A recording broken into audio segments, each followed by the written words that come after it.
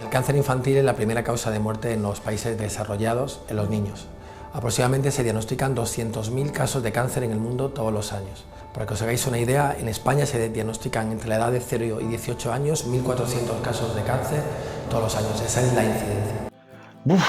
Unos 1.400 casos anuales suponen que unas 4 familias diariamente en España reciben uno de los mayores desafíos a los que se pueden hacer frente como padres, que es aceptar el hecho de que su hijo tiene cáncer. Para intentar ayudarles, vamos a analizar el efecto del diagnóstico en su cerebro, centrándonos sobre todo en el aspecto emocional. En primer lugar, el diagnóstico va a provocar unas respuestas emocionales muy potentes, muchas y variadas, como veremos en el siguiente punto. Y en algunos casos, la respuesta del cerebro ante lo que él considera que es una amenaza. Pero todo ello mezclado, enmarañado, difícil de distinguir. Esto lo vamos a ver mucho mejor explicado de la mano del testimonio de algunos padres afectados, los cuales nos cuentan que fue recibir el diagnóstico y su capacidad de atención y concentración cayó bajo mínimos.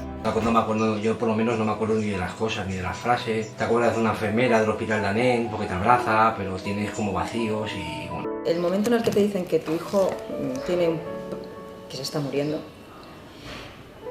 yo desconecto de todo, o sea, desconecté de todo. Es que de repente era ella y ella.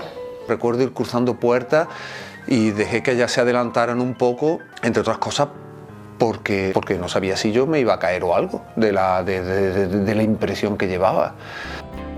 Todo esto tiene una explicación científica, de la mano del psicólogo Daniel Goleman.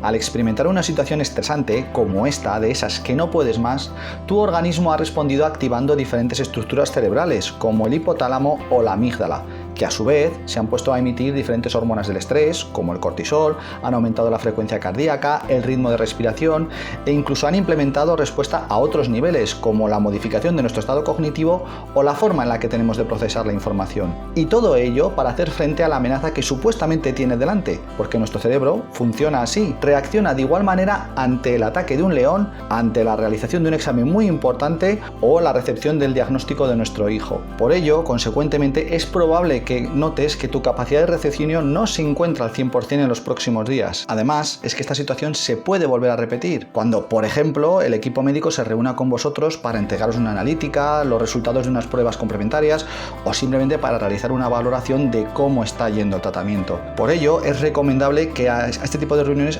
acudáis acompañados para evitar la pérdida de información que es muy importante en las primeras fases del tratamiento.